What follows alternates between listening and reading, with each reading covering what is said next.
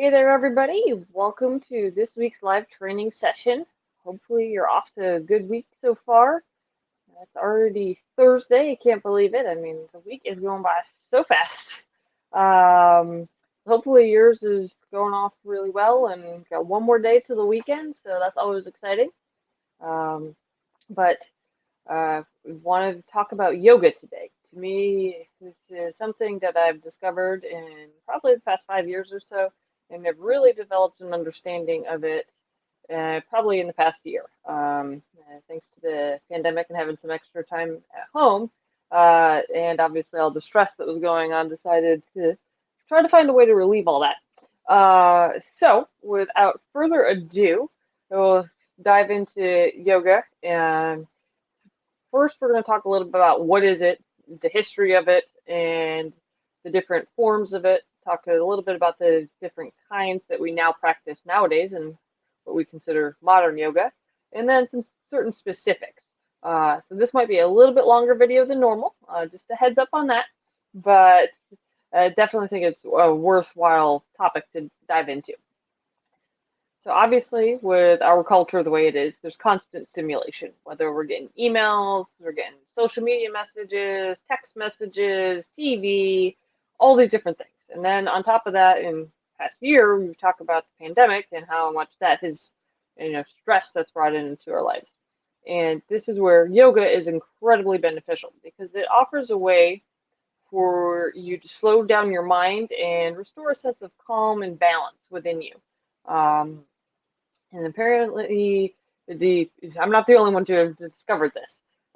In 2016, so this was even before the pandemic, according to Yoga Journal and Yoga Alliance, they conducted a study that found that there was 36.7 million people in the United States practicing yoga, which was a 50% increase from 2012. So I can only imagine if they redid that study now, what they would find as far as results. And the good news in this is yoga's for everybody. Doesn't matter your age, it doesn't matter how fit you are, if you have mobility issues, anyone can do yoga and you receive the benefits of it. And it's more than just a physical exercise. It's about focusing on calming your mind and strengthening your body, obviously, in general. It usually involves some form of poses and obviously breathing techniques along with meditation principles, which we'll get into all of those here in a little more detail and a little bit later in the conversation. But the best type of yoga workout depends on what you need and your goals. So before we jump into that, though, let's back up a minute and talk about yoga history, because this is key to understanding how we got to where we are as far as what modern yoga is. Yoga is actually tied to ancient Indian philosophy, and has been practiced for over 5,000 years. Some experts actually think it's more like 10,000 years. Obviously, part of the problem is written text doesn't go that far back. Anything that was written down was on stuff that was easily damaged or destroyed, so we have no way of really knowing for sure how long yoga's been around. Um, but while we know yoga for its poses, these were not originally part of what yoga was. They were using it more of as a focus to expanding spiritual energy and by using the breathing methods of mental focus. Um, and obviously, the discipline was passed down from teacher to students, and therefore, over time, many different types evolved. Um, but there's four main periods of innovation, practice, and development of yoga. And they're pre-classical, classical, post-classical, and modern yoga. So pre-classical yoga was formed in the Indus Sarvasti civilization, which is in northern India. Um, and they formed a collection of texts that contained songs, mantras, and rituals that were put together around about 500 BCE, which is before Common Era. So this is the most renowned group of texts that are used, and it's called the Rig Veda. And this is what sort of gave basis for everything that followed. Um, Classical yoga was the first systematic type of approach to yoga and serves as a guidebook on how to master your mind, control emotions, and just grow spiritually. Um, it was put together in the second century by a gentleman named Pantajali, and he's considered the father of yoga. He organized the yoga into 8 paths that contain specific steps and stages. And this was important because this is sort of how we're moving forward in time and ending up with as far as the type of yoga we practice nowadays. With 8 limbs, this is considered to be highly important and part of yoga. The part that we most practice nowadays is the asana part, which is the physical postures. Next, we could jump into post-classical yoga. And this was a few centuries after Patanjali. So the yoga masters came up with a system of practices designed to rejuvenate the body and prolong life. This meant they embraced the physical body concept more as far as achieving enlightenment than just focusing on breathing meditations, essentially. The result of this was what we refer to as Tantra Yoga. And it led to the creation of essentially progression as far as what we primarily think of now as Hatha Yoga. And we're going to break all these down as far as the different types in just a moment, once we get beyond the history here. And then we get to what we refer to as modern yoga. And this started really about the late 1800s, early 1900s. And this is when the yoga masters began to travel west. And so in the 1920s and 30s, Hatha Yoga was strongly promoted within India with the work of Krishnamachari, Swami Sinbadi, and other master yoga teachers. Krishnamachari actually produced 3 students that would not only continue his legacy, but actually increase the popularity of yoga. And that ended up with us having Iyengar Yoga, Vinyasa Yoga, and Ashatanga Yoga. And many of the styles that we currently practice nowadays evolved from these 3 specific yogas. But the really big yoga movement here in the West didn't kick off until about 1947 when Indira Devi opened her first yoga studio in Hollywood. And then obviously with all the Hollywood elite becoming interested in it, that's when, it just took off significantly. So when we look at yoga teachings, this is where each one of those is a little bit different, but we're going to be from now on talking about modern yoga. So when we're talking about modern yoga teachings, yoga maintains that there are chakras, which are center points of energy, thought, feelings, and your physical body. And they determine how we experience reality through our emotions, emotional reactions, any desires or aversions that we have, and levels of our confidence or fear over something, and even physical symptoms and effects of that. So when energy becomes blocked in a specific chakra, what it's thought is to cause either physical, mental, or emotional imbalances that manifest actually as symptoms that we experience. And there are 7 major chakras, and while I could go in depth on all of those and what they are, that's a little above and beyond what the purpose of this video is. So at some point, if you guys are interested, just let me know and we'll come back to that and cover that in the future. But for the sake of this video, we're going to move on and talk about the different types of yoga and that we now use with modern yoga. And there are many different styles taught. Some of these can be physically challenging. Others are designed to be more gentle and restorative. And this is where it gets into what is it that you're trying to get out of yoga, essentially. And that is the key thing. So the first type that we're going to talk about, which is also the most common type, is Hatha Yoga. And this generally refers to the physical part of yoga instead of the yoga philosophy and meditation concept. And so you're going to have a combination of poses with breathing exercises that you're doing while practicing Hatha Yoga. The classes are typically designed to be more slower paced, but you're going to be holding the poses for longer. So this can actually be more physically demanding. This is why if you're first starting out, this can be good because you're trying to learn the poses and the breathing techniques and such. And the good thing is obviously if you can't hold the pose for the entire time, there's no harm in just relaxing for a minute. And most instructors are really good at guiding you through, hey, if you need to take a break, you just rest here in this pose. And then go back into the pose when you're ready. And then when you move on to the next one, move on to the next one. But part of it is trying to understand, obviously, each class is different. So prior to going, make sure you reach out to whoever the instructor is or the studio and find out what type of class it is. And, is it a more beginner class? Is it more advanced focused? And that way you're not trying to do things that maybe you're not quite ready for. So the next type of yoga is Vinyasa or flow yoga. And this is relatively energetic flowing movement in sequence of yoga poses. So these can include advanced poses, and it synchronizes your movement with your breathing. And so it moves a little faster than the traditional hatha classes. So this is where if you already know the poses, this is great because then you can, can keep up with the class essentially. And often these classes have music with them that the teacher usually chooses. And then with Iyengar yoga, the focus is the precision of the poses. So that way you're finding the correct alignment and posture that help you gain increased muscle strength and range of motion.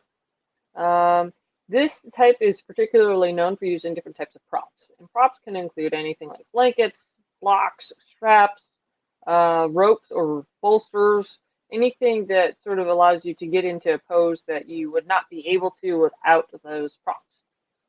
And obviously the classes, once again, breathing is going to be a big focus of most of these types of yoga. So yes, you're going to have breathing there. And there's more reference to yoga philosophy in these type of classes. With Ashatanga, it's a challenging, fast-paced style that's centered around progressive series of yoga sequences. So that you can practice independently of the other students in the class, but you're still under the guidance of the teacher. So there's strong focus on breath here because obviously you need to be able to breathe to be able to hold the poses, but you can be doing advanced poses, and you're going to be doing certain things like arm balances and inversions like headstands and stuff like that. And this is why if you're interested in this type, but you're a beginner, make sure you're working with an experienced yoga teacher who can help you do this safely because obviously you don't want to get injured. Power yoga is also modern type, which is focused on, obviously, as it sounds, strength building. And these include advanced poses and inversions that require a lot of strength. So if you're first starting out, this might not be the best class to be in initially. And it was developed in the late 1980s based on the traditional Ashatanga system. It's just more focused on strength than anything else. So this is where, as yoga continues to evolve, it continues to change. With Vini yoga, it's adaptable to any person regardless of their mobility. So this is if you have limited mobility issues, you can do these type of classes. It's focusing on breathing and meditation, and obviously they're working on relaxation, body awareness, and better posture. Typically, if needed, they will use many different forms of props because obviously you can't do a traditional pose, but there's a way to significantly change them with a prop that maybe you could do it with that prop. With Bikram or hot yoga, this involves a series of 26 poses and 2 breathing exercises performed in a room that's heated to 105 degrees Fahrenheit with 40% humidity. The warmer temperature is thought to allow for deeper stretching and better cardiovascular workout.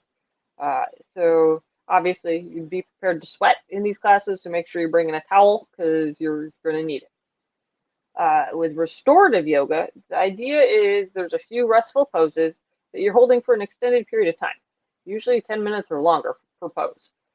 This includes things like light twists, seated forward folds, gentle back bends, and usually you're using props because obviously you're going to be holding it for a long time, so you need to have some form of stability. And this is obviously helpful for anyone who's feeling stressed. As the name implies, it's restorative, but it's supposed to help calm you.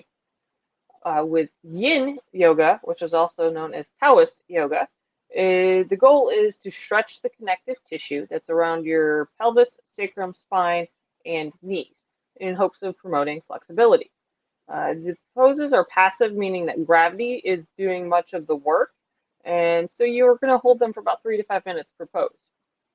So this is especially great if you want something that's calm and you're trying to stretch out like tight muscles and stuff like that.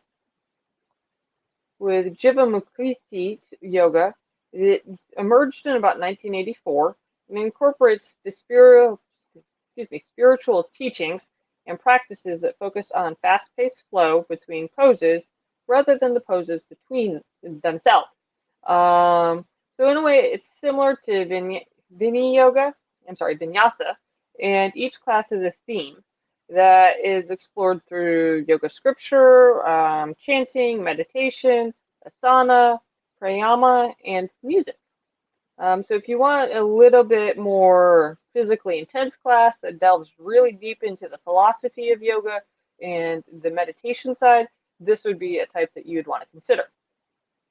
With Kripalu Yoga, it teaches you how to know and accept and learn from your body. So you learn in this particular practice by looking inward.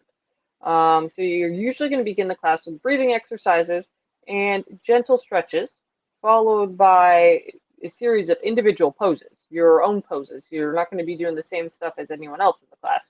And then finally with relaxation. And then with Kundalini means coiled snake, and the purpose of this is a system of meditation that aims to release pent-up energy. So you're going to begin the class with chanting, and you end it with singing. And it's focusing in between. You're going to be doing asana, pranayama, and meditation that's custom to your specific outcome. So this is where, as you start to develop further and further into your yoga practice, and you become more advanced, you're going to be actually focusing on your own individualized routines, your breathing techniques, your poses, and what as you become more in tune with your body, what it needs. So this is why it's important to start with beginner classes, learn the basics, and then transfer to something that's a little more advanced, that's custom to what you need to get out of it. There's only a couple more to go. We're getting close. I know it's a long list of different kinds. You have Sinavadana, which is a 5-point philosophy system that maintains that proper breathing, relaxation, diet, exercise, and positive thinking all work together to form a healthy yogic lifestyle. It has the same 12 poses that's got sun salutations on the beginning and Sambhasa pose at the end. So it's gonna be very repetitive, but it's also focusing on more than just yoga. What is it that you're doing outside of yoga, essentially, that's impacting your yoga practice and just your life in general? And the last type we're going to talk about is prenatal yoga. And as it sounds, it's for pregnant women who obviously they can do it while pregnant or after pregnancy if they're trying to get back in shape. And the point of this is the postures are designed specifically for them, so that way it's safe for them and the baby. So when we're talking about yoga in general, obviously in talking about the different types, we talked about poses and breathing exercises. And these are the two vital elements, if you will, of yoga. So poses are essential component of all types of yoga. It doesn't matter which type you do, whether you're beginner, whether you're advanced, there's going to be some form of poses involved. And depending on your focus and skill level, it's going to determine what type of poses you're doing. Obviously, there's some commonality as far as poses, that are the basic poses that are going to be the same regardless of the type you're doing. But when it comes to breathing techniques, this is vital. Breathing is going to help you stay focused. It reduces your stress, it helps relax your nervous system, and it helps calm your mind. And this is the formal name for this is the Pranayama, which I did mention in a couple of the types that they focus on this. But that's what that means. Pranayama is the Sanskrit name for breathing. But the other components of this are being both mindfulness and meditation. You need to become aware of your body's physical sensations and notice them without judgment. So this is, and then obviously as you meditate, that's, you're focusing on that awareness, not the judgment, and then just let it go and move on to the next sensation that you're feeling. And that's obviously one type of it. The mindfulness part is the awareness. The meditation part is the non-judgmental part. And so now that we've given a whole huge background on this and the key elements of yoga, you're probably wondering, well, what are the benefits of yoga? And so the benefits are actually very wide ranging, and it's amazing how much you can actually get out of yoga. Um, According to the National Institute of Health, or the NIH, there's scientific evidence that demonstrates that yoga supports not only stress management, but mental health, mindfulness, healthy eating, weight loss, and quality sleep. I mean, that right there's a lot. Imagine if you got practiced yoga and you had all of these positive things that you got out of this. Obviously, you do have to focus on, healthy eating and other things as well. But with yoga, it helps increase your awareness of that. Obviously, when we're stressed out, our cortisol levels, with the stress hormone, increases, which one it's temporary, can improve immune function, is important when we're in a dangerous situation. The problem is when our cortisol levels stay high for long periods. This is where it can compromise your immune system, puts you at risk for all sorts of different diseases, and that's obviously not what we want. Unfortunately, given today's society, a lot of us have high stress levels all the time. And this is where yoga can come in, because yoga helps reduce your cortisol levels um, significantly, and it also helps with improve your chances of not having insulin resistance, which therefore, if you don't have insulin resistance, your chance of having diabetes is much lower. It decreases your chance of having cardiovascular problems because your cortisol level is lower. And it does this because when you're practicing yoga, your body relaxes, your breathing slows, and you're focusing on the present. You're not worrying about the past, you're not worrying about the future, you're focusing on the moment right now. And so this shifts your body from this sympathetic nervous system, which is the one that produces that fight or flight response, which gets activated when our cortisol levels are high, thanks to high stress, um, to our parasympathetic nervous system. And this is the calming and restoring part of our nervous system. So we want to tap into this part. So this is important because when you tap into this, several studies have found that yoga helps not only by tapping into this, but when you do, it's lowering your heart rate. And it can actually increase your endurance and expand your maximum oxygen uptake if you're doing actual other like aerobic activity. In addition, yoga is helping keep your back and joints healthy, improves your overall posture. It can strengthen and stretch your muscles and improve your balance. It increases your flexibility and mobility because your body's going through all these full range of motion for your joints because you're doing all these different poses. And you're not, well, you're talking about others saying that there's some flow that where you're going fast. Yes, there's fast, but it's not like you're speeding through them and all of that. You're still have some control over the flow of your poses. Um, and so by doing all these different poses, you're helping your joints and your body stay healthy. So you're counteracting any aches and pains that are associated with tension on your muscles that shouldn't be there, and obviously poor postural habits. I mean, I can tell you right now, I'm not sitting straight. So it's one of those things that when you're doing yoga, it's important to realize the full benefit you're getting from yoga poses. Um, Another component that a lot of people don't really think about is that yoga helps your lymphatic system. And your lymphatic system is an important component of your immune system. A lot of people don't know exactly what it is, but it's best way, it's a series of, if you will, it's sort of like your cardiovascular system in that it's all connected, and then there's little things called lymph nodes every so often on your lymphatic system, and then it's throughout your entire body. And what this does is when you're moving your muscles and organs around through various yoga poses, you increase the drainage of lymph, which is the viscous rich fluid that has immune cells in it that goes through your lymphatic system. And the movement of the lymphatic fluid helps to fight infection, destroy cancerous cells, and dispose of toxic waste products of cellular functioning. So when you're moving more in yoga, you're actually promoting good quality function of your lymphatic system, which has got tremendous, obviously, benefit for you. And when it comes to mental health, the impact that yoga has is incredible. Um, typically because you're focusing on self-examination and you're trying to better yourself, you can actually access a different side of your brain and how you're thinking and all of that, which often leads to feelings of gratitude, empathy, forgiveness, not only for others, but for yourself, which is also very, very important. Most of us are incredibly hard on ourselves. We're very negative. And so by doing yoga, we sort of become more aware of that and are a little bit kinder to our own internal process. Um, so those are some of the key big benefits. Obviously, there's smaller ones that I could spend all day talking about, but given that, I've still got a couple other things I want to cover, I want to move on. So many people have concerns as far as like the risks of yoga. The good news is that it's pretty much safe for everybody because of its low impact on the body. The key is having a well-trained instructor.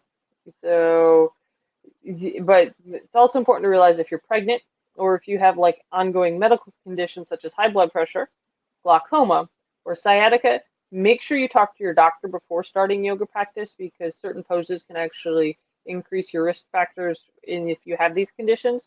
But once you do that and are cleared, then obviously you should let your yoga instructor know that, hey, I've got this as a medical condition, and they will help you, find the right poses or modify the poses as needed for your needs. And this is why it's important to have a well-trained instructor. The main issue most people have with yoga is that they try too hard and they end up getting injured. So this is why beginners should avoid extreme poses and complex techniques. Um, and participate in beginner classes and fundamental workshops initially. These are slower paced and are designed to help you learn the proper positioning so that way you reduce your chances of injury. And you're going to increase your flexibility and endurance gradually over time, and then you'll be able to progress to the more difficult poses. So the next big question is, when should you do yoga? The key thing here, it has to become a regular part of your routine. Otherwise, you're not going to reap all the benefits that it can provide. So you want to start small. You want to start in manageable, and 10 to 15 minutes a day. That's right, 10 to 15 minutes a day is enough to start getting all these benefits that we just talked about. And since yoga isn't one size fits all, and there's many different types available, you can sort of do a trial and error and see which one you like best. And that's the best way to actually find the type you like. And there's many different ways to practice it as well. Obviously, there's yoga studios. Many gyms have classes where they offer yoga. That's often included as part of the gym membership. Some schools, some community centers, they offer it as well.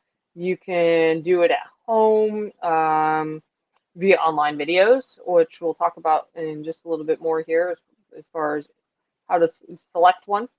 But in any scenario, the key thing here, once again, it's the yoga instructor's experience. And this is where you want someone with a 200-hour teaching certificate because from the Yoga Alliance.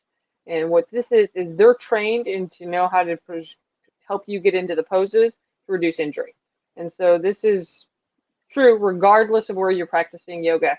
You need to have an instructor who has this. That way you're not injured and you're obviously getting the benefit of this.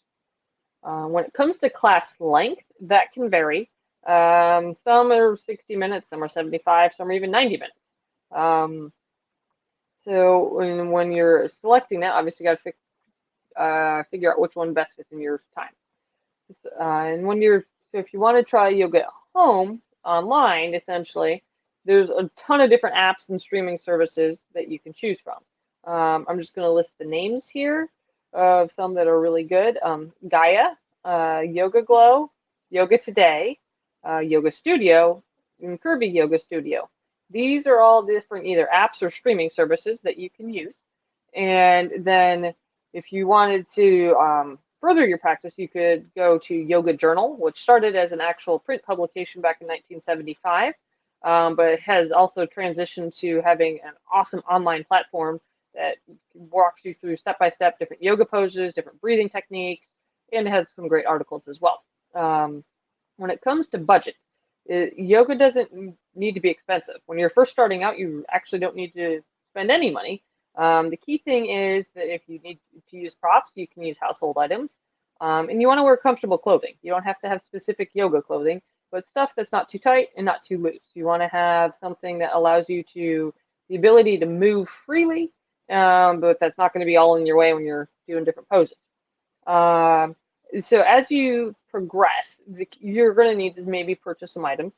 The first might be a membership to either a gym or a yoga studio if you want to do that type of practice, or obviously if you're going to do a streaming service, you're going to have that cost up front initially, but they're usually not that expensive.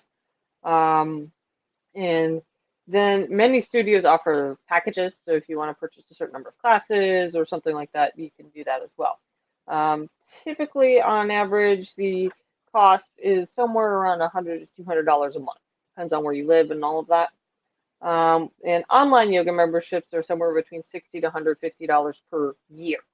So there's a little bit of cost savings because you're obviously not going to be in front of the instructor directly. You don't have to physically go there. But it's up to you. As far as yoga mats, many studios offer them for rent if you'd like. Usually, if you can rent it for $2 to $10 every visit. But a lot of people, because of hygienic purposes, due to sweating and being on the mat, they want to have their own.